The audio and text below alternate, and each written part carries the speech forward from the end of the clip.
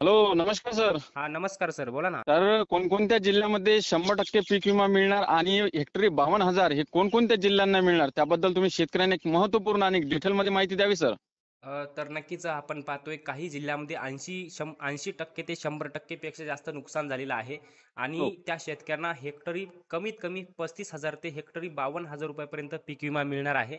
असे कोणकोणते जिल्हे आहेत, त्या जिल्ह्यातील कोणकोणते महसुली मंडळे आहेत की ज्या जिल्ह्यामध्ये 80 ते 100% पेक्षा नुकसान जास्त झालेलं आहे आणि पीक काढणी आणि पीक कापणी अंतर्गतच्या अहवालानुसार सुद्धा तोच अहवाल आल्यामुळे आता विमा कंपनीला तो पीक विमा त्या जिल्ह्यांमध्ये 80% ते 100% नुकसान झाल्यामुळे हेक्टरी 35,000 रुपये ते 52,000 रुपयापर्यंतचं वाटप करावंच लागणार आहे. अशा जिल्ह्यांची नावे आपण घेण्याचा प्रयत्न करणार आहोत. त्यामुळे बरोबर. सर्व शेतकरी बांधवांना एक विनंती आहे, ही रेकॉर्डिंग हा व्हिडिओ शेवटपर्यंत बघा, तुमच्या प्रत्येक शेतकरी बांधवांना पोहोचवा आणि एक लाईक सुद्धा करा आणि चॅनलला सबस्क्राईब सुद्धा करा. तर मित्रांनो, बरोबर. आपण पाहतोय याच्यामध्ये पहिला जिल्हा आहे हिंगोली. हं. हिंगोली जिल्ह्यातील सगळ्यात तालुक्यातील आपण पाहतोय शेतकऱ्यांचं 80 ते 100% पेक्षा जास्त नुकसान झालेलं आहे. हिंगोली जिल्ह्यातील 30 महसुली मंडळामध्ये शेतकऱ्यांचं मोठं नुकसान झालेलं आहे. त्यामुळे हिंगोली जिल्ह्यातील शेतकऱ्यांना सोयाबीन आणि कपाशी या दोन पिकाचा हेक्टरी कमीत कमी 35,000 आणि जास्तीत जास्त 52,000 रुपये सोयाबीन आणि कपाशी या दोन पिकाचा सर्वात जास्त पीक विमा मिळणार आहे. हां, त्यानंतर हां. मित्रांनो, आपण पाहतोय दुसरा जिल्हा आहे नांदेड जिल्हा.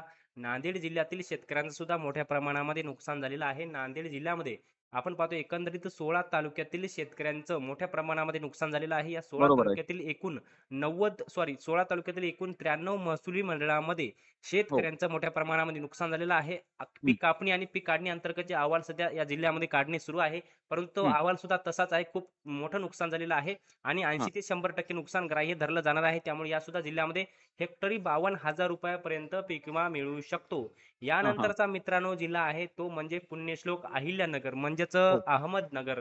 मित्रांनो, अहमदनगर जिल्ह्यातील शेतकऱ्यांना सुद्धा मोठ्या प्रमाणामध्ये पीक विमा मिळणार आहे.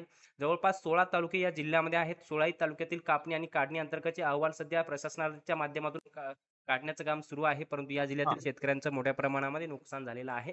त्यामुळे या हां. जिल्ह्यातील शेतकऱ्यांना हेक्टरी 35 ते जवळपास 45,000 रुपयापर्यंत पीक विमा मिळू शकतो. जवळपास 80 ते 82 महसूल मंडळे याच्यामध्ये पात्र होण्याची शक्यता आहे. बरोबर मित्रांनो, आहे सर. यानंतर आपण पाहतोय सोलापूर जिल्हा.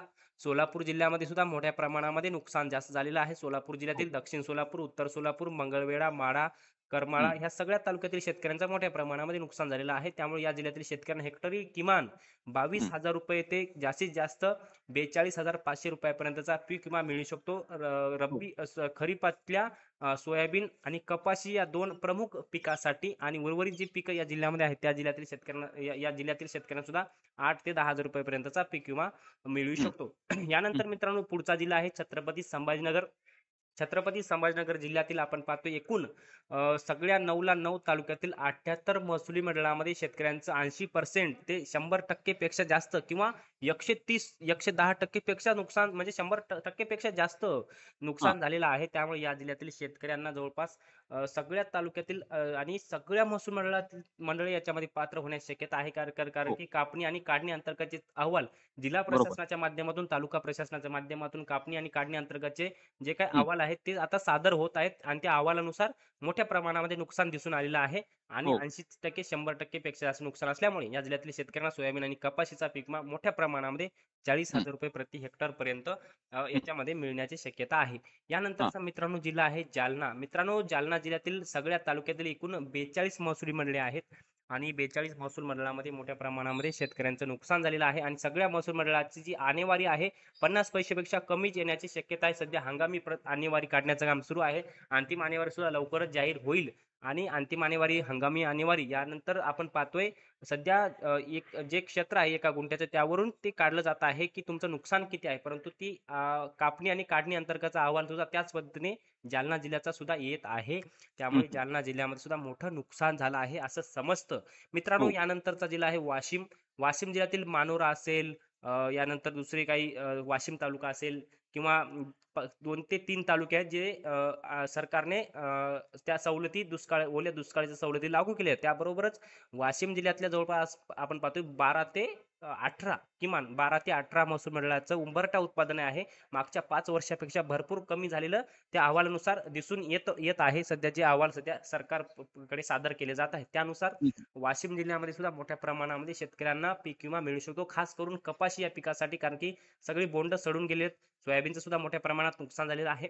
त्यामुळे या सुद्धा जिल्ह्यातील शेतकऱ्यांना हेक्टरी कमीत कमी 25,000 रुपयापर्यंतचा सोयाबीन आणि कपाशीचा पीक विमा मिळायला पाहिजे. जसे हो. अहवाल काढणी आणि कापणीचे येत आहेत त्या अहवालानुसार शेवटी विमा कंपनी कितपर्यंत विमा देते ते सुद्धा पाहावं लागणार आहे. यानंतरचा आपला पुढचा जिल्हा आहे तो म्हणजे परभणी. मित्रांनो, परभणी जिल्ह्यामध्ये सुद्धा 50% पेक्षा जास्त 50% ते 75% पर्यंत नुकसान स्वतः सरकारने प्रशासनाने दाखवलेलं आहे. त्यानुसार जिल्हा प्रशासनाच्या माध्यमातून, तालुका प्रशासनाच्या माध्यमातून परभणी जिल्ह्यातल्या एकूण 52 महसुली मंडळामध्ये कापणी आणि काढणी अंतर्गतचे अहवाल सध्या सुरू आहेत. आणि या सगळ्या अहवालानुसार असे अहवाल येत आहेत की शेतकऱ्यांना मिनिमम या जिल्ह्यामध्ये 17,000 रुपयापासून ते हेक्टरी 30,000 रुपयापर्यंत पीक विमा मिळायला पाहिजे. मित्रांनो, बरोबर. यानंतरचा जिल्हा आहे तो म्हणजे लातूर. मित्रांनो, लातूर जिल्ह्यातील एकूण 7 महसूल मंडळे आहेत आणि एकूण 9 तालुके आहेत. या हं, सगळ्या तालुक्यातील सगळ्या महसूल मंडळातील कापणी आणि काढणी अंतर्गतचे अहवाल आणि हं. त्या अहवालानुसार जे शेतकऱ्यांचं मागच्या 5 वर्षातलं उंबरठा उत्पादन आहे त्यापेक्षा हां. खूप कमी उत्पादन यावर्षी हो. निघालेलं आहे. त्यामुळे हे अहवाल आता विमा कंपनीला दिले जातील. विमा कंपनीच्या माध्यमातून पीक विमा वाटप केलं जाईल. खास करून सोयाबीन या जिल्ह्यामध्ये सर्वात जास्त क्षेत्र हे सोयाबीन या पिकाचं आहे. हं, त्यामुळे हं, या जिल्ह्यातील सोयाबीन या पिकासाठी हं. जास्तीत जास्त पीक विमा मिळू शकतो. 50 ते 75% नुकसान या जिल्ह्यातील सुद्धा दाखवण्यात आलेलं आहे प्रशासनाच्या माध्यमातून. स्वतः बरोबर. मुख्यमंत्र्यांनी ही माहिती दिलेली आहे. हं, त्यानंतर आपण पाहतोय धाराशिव जिल्हा. धाराशिव जिल्ह्यातील शेतकऱ्यांचं सुद्धा 34% पेक्षा जास्त आणि 60% पर्यंत नुकसान दाखवलेलं आहे. त्यामुळे सुद्धा धाराशिव जिल्ह्यामध्ये सुद्धा मोठ्या प्रमाणामध्ये हा पीक विमा मिळू शकतो. धाराशिव जिल्ह्यातील जवळपास 46 महसूल मंडळाचा जो अहवाल आहे तो सुद्धा तसाच दाखवण्यात येत आहे नुकसानीचाच. बरोबर. त्यामुळे हा पीक विमा या जिल्ह्यातील शेतकऱ्यांना जास्त प्रमाणामध्ये मिळण्याची शक्यता आहे. हं, याचबरोबर आपण पाहतोय जवळपास पुढचे जिल्हे आहेत त्याच्यामध्ये बीड असेल. बीड जिल्ह्यामध्ये सुद्धा मोठं नुकसान दाखवण्यात येत आहे. किंवा आपण पाहतोय अमरावती असेल, अकोला असेल, किंवा बुलढाणा जिल्ह्याचा काही भाग असेल, किंवा नाशिक असेल, चंद्रपूर असेल, किंवा आपण पाहतोय सोलापूर जिल्ह्याचं आपण सांगायचं राहिलोच. सोलापूर जिल्ह्यामध्ये सुद्धा 80 ते 100% पेक्षा जास्त नुकसान आहे. सोलापूर जिल्ह्यामध्ये सुद्धा उंबरठा उत्पादन मागच्या 5 वर्षाचं उत्पादन काढलं असतं. यावर्षी 5 वर्षापेक्षा जास्त हो. उत्पादनामध्ये घट आल्याचे दिसून आलं. त्यामुळे सुद्धा हा अहवाल विमा कंपनीला सादर होईल आणि विमा कंपनीच्या माध्यमातून हा पीक विमा वाटप करावाच लागेल अशी माहिती सुद्धा दिली जात आहे. सुद्धा राज्याचे मुख्यमंत्री देवेंद्र फडणवीस यांच्या हं. माध्यमातून देखील ही माहिती नुकसानीची आकडेवारी सांगण्यात आलेली आहे.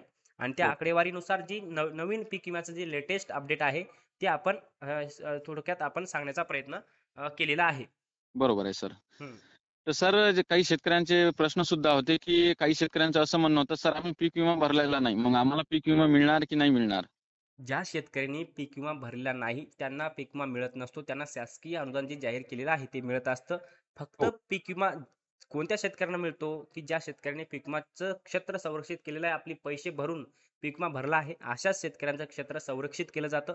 ज्या शेतकऱ्यांनी बरोबर या आहे. वर्षीचा पीक विमा भरला आहे त्या शेतकऱ्यांना पीक विमा मिळत असतो. राज्यात 1 कोटी शेतकरी आहेत. फक्त 1 कोटी शेतकऱ्यांपैकी 46 लाख शेतकऱ्यांनी पीक विमा भरला आहे आणि त्या 46 लाख शेतकऱ्यांना कमीत कमी 17,500 रुपयाचा सरसकट पीक विमाचा जो यावर्षीचा जो लाभ आहे शेतकऱ्यांना मंजूर झालेला आहे. अशी माहिती स्वतः मुख्यमंत्री देवेंद्र फडणवीस यांच्या माध्यमातून देण्यात आलेली आहे. आणि सर, दुसरा सर्वात महत्त्वाचा प्रश्न आहे शेतकऱ्यांचा, ते म्हणजे फार्मर आयडी. ज्या शेतकऱ्यांकडे फार्मर आयडी नसेल त्यांना मग पीक विमा मिळणार की नाही मिळणार? फार्मर आयडी पीक विमा भरत असताना लागत असतो. परंतु पीक विमा भरलेला असेल तर तुम्हाला पीक विमा तुमच्या खात्यामध्ये येण्याकरता फार्मर आयडीची कुठलीही तुम्हाला गरज पडणार नाही. फक्त फार्मर हं, हं. आयडीची गरज तुम्हाला शासकीय अनुदान मिळवताना पडणार आहे. हां, हां. तर हम्म. Okay, okay. धन्यवाद सर. तुम्ही शेतकऱ्यांनी एक महत्त्वपूर्ण आणि डिटेलमध्ये माहिती दिल्याबद्दल. नक्कीच धन्यवाद.